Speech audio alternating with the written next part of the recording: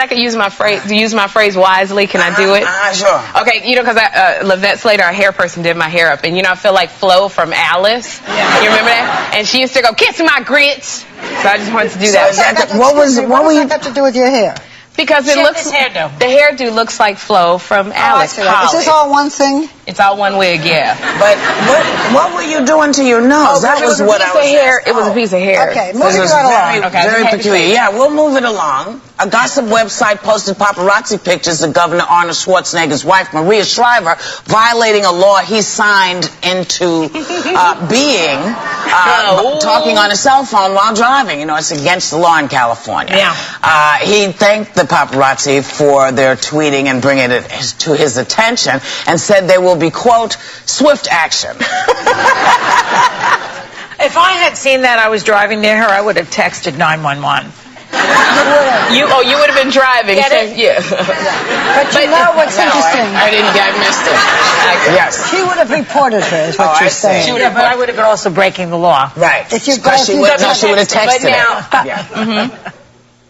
So, okay, but are you going to say something? I was just going to say, keep in mind, on Monday, Arnold Schwarzenegger signed into law an anti-paparazzi bill, making it easier to sue the paparazzi. Yeah. I think it's all quite interesting. But yes, Barbara, that does not take place until next January. Okay. So she cannot now, if she wanted to sue, she couldn't, because it doesn't take. But furthermore, the bill is supposed to be if it invades your privacy. That is, if it had taken her at home.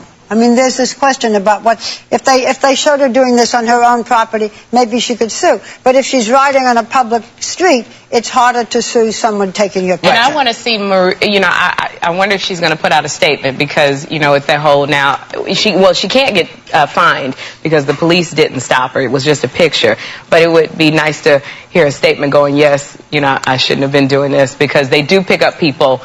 The police, they give them tickets when they see them on the cell phone. It's a very good opportunity to educate people about it. It's really scary that people start texting while they're driving. It's one thing, women put their mascara, you ever see these women? They're putting their mascara on while they're driving, texting. It's really scary. Well, the whole idea that people have forgotten, as we said a couple of days ago, the car is for driving. I know. It is not a bathroom. It is not a bedroom.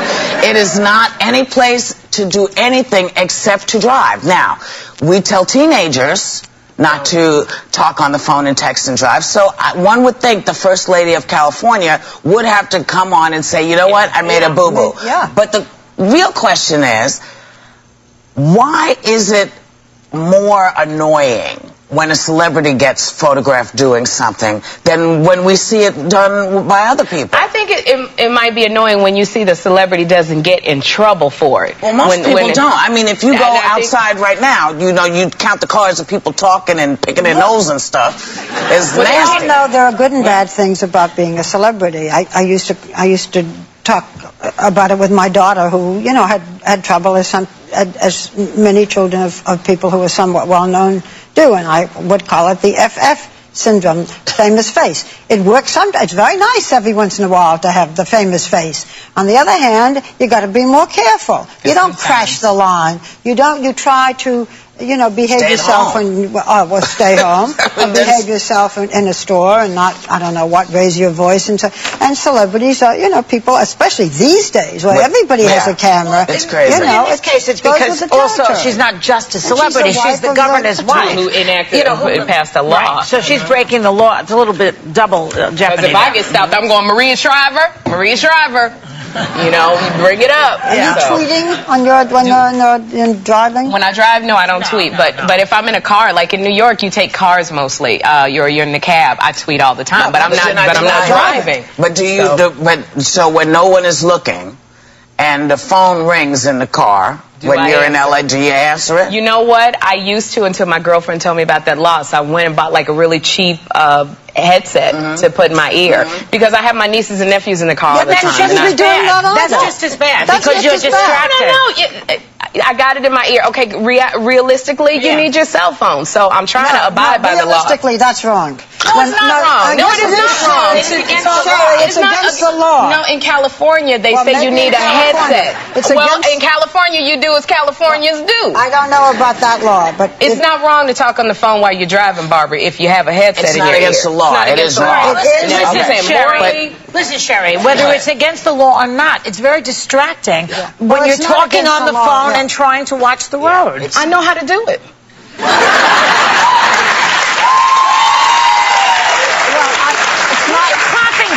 Because they do it. But that was my point. That was my point earlier, was that it's something that everyone seems to do because everyone knows how to do it.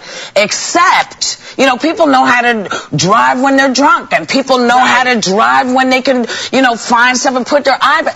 At some point, someone's going to have to decide, you know what? It's not good. If you're in the car, you shouldn't be doing this. You shouldn't be doing this. You shouldn't be doing this.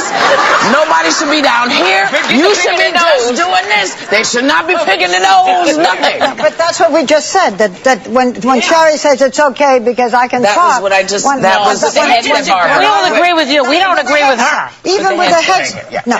Whoopi and I, the three of us are saying, even with a headset. Because in New York, Okay. In New York, a lot of us, if we can, take taxis. Right. I don't want to see the taxi driver talking, and I don't want to see the bus driver. That's the best example you could use. Sure. Would you get in a car? Would you get in a car where a driver who is driving you is going to be on the phone all the time and talking? Interestingly enough, I never say anything to cab drivers when they're talking. When I have Jeffrey in the cab, I ask him if they will get off the phone. When my son is in the cab with me. I don't value his life more than mine, but no. But here's you know, as parents, we value our children and we do stuff for our children. But I tell you, after enduring 18 years of captivity, J.C. Dugard, do you remember J.C. Dugard? Yes. Okay, she's on the cover of the latest People magazine, and she looks happy and healthy. You know, now you have to hand it to the police progression photo of what they thought she would look like, because it's quite uncanny that she actually looks the way that they assumed that she would. That's pretty good. It's pretty amazing. Wow. Well, these are pictures that People magazine had a photographer take. The family, by the way, did get paid for doing these, and there are evidently other pictures inside the magazine. They want people to buy the magazine, so they're not showing them. The other thing that I thought was fascinating when the editor was on one of the programs talking, a lot of the programs this morning, is that her children, who are 15 and 11, something like that, that they're not going to school yet, but supposedly they are educated at the level of where they would be had they gone to school. And she was the one who was teaching them. Really? And she had only been 14.